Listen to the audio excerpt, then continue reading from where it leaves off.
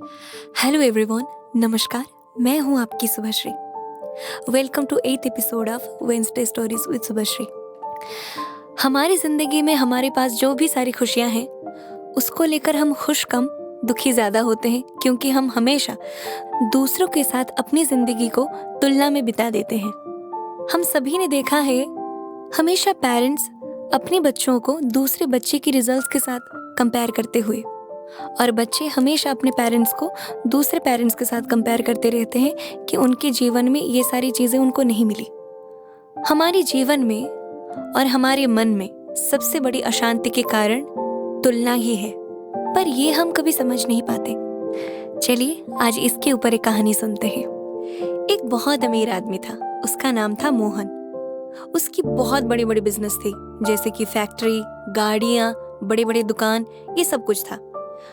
उसका बड़ा सा घर और एक छोटी सी प्यारी फैमिली जो उससे बहुत खुश थे, और वो भी अपनी फैमिली के साथ खुश था।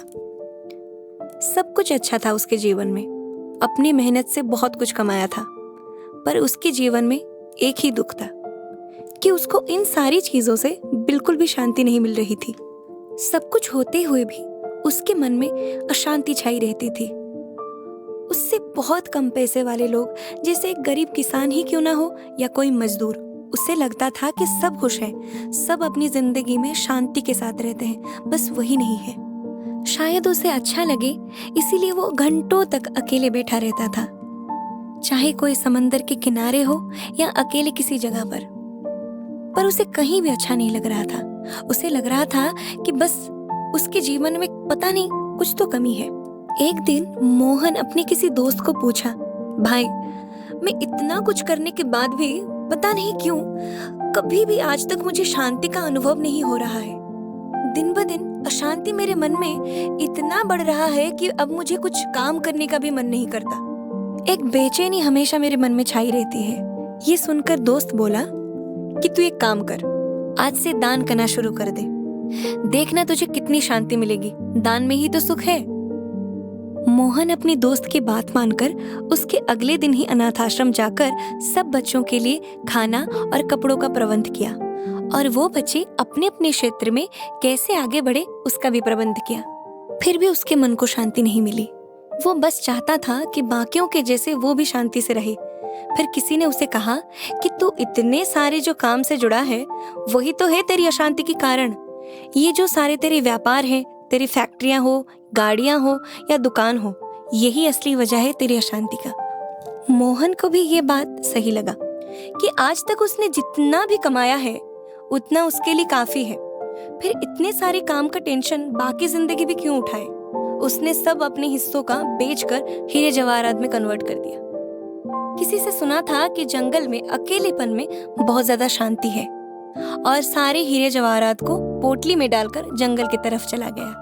जंगल के अंदर जाने के बाद एक बड़े से पेड़ के नीचे एक संत महाराज को तपस्या करते हुए देखा। उनके पास मोहन जाकर उन्हें प्रणाम किया और अपनी सारी परेशानी बताई। ये सुनकर बाबा जी बोले, बेटे, तुमने शांति पाने के लिए सबसे बड़ा मार्ग जो है, उस मार्ग पर अभी तक गए ही नहीं।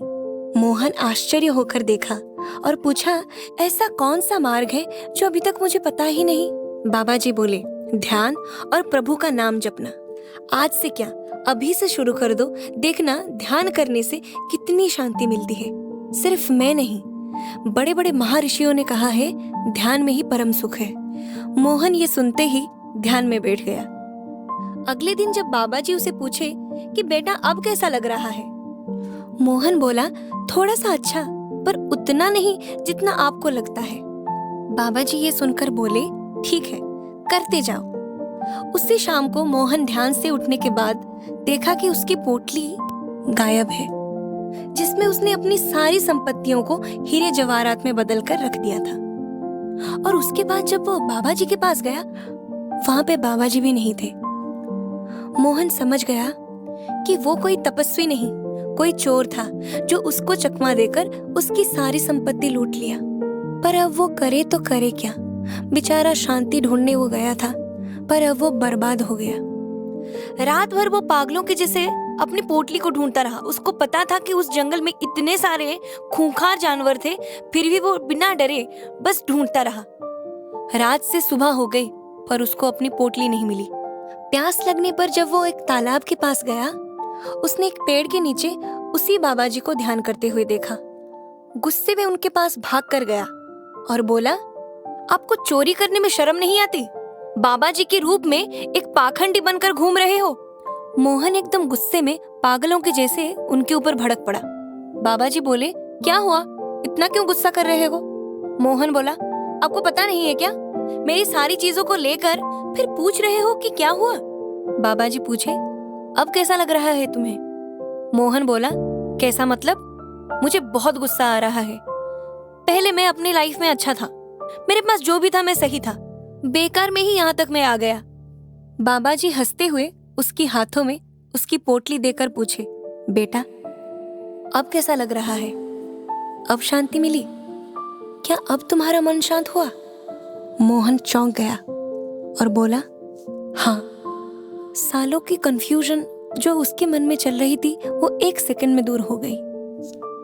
बाबा जी बोले, तुम्हारे पास जो भी था तुमने कभी उसकी कद्र नहीं की। जब हाथ से निकल रहा है तभी समझ रहे हो कि जो तुम्हारे पास था वही तुम्हारे लिए अच्छा था। सोचो, मैंने बस वो लिया था जिसके होते हुए भी तुम कभी खुश नहीं थे, और ना होने पर खुश क्यों नहीं हो। अभी से समझ जाओ कि तुम्हारी मन की शांति तुम्हारे पास है।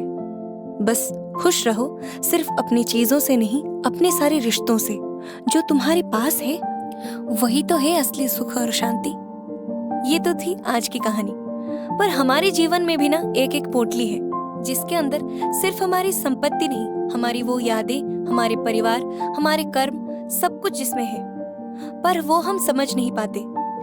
कभी कभी हम खोने के बाद ही उसका महत्व समझते हैं, पर मैं चाहती हूँ आज से हम हमारे पास जो है उसको खोने से पहले ही उसका महत्व समझ जाएं। ये सिर्फ एक कहानी नहीं, हमारे जीवन की सीख है, और आशा करती हूँ कि ये कहानी आप लोगों को अच्छी लगी।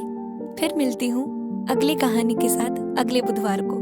तब तक के लिए आदाब, सत श्री अकाल, नमस्कार, जय जगन्नाथ।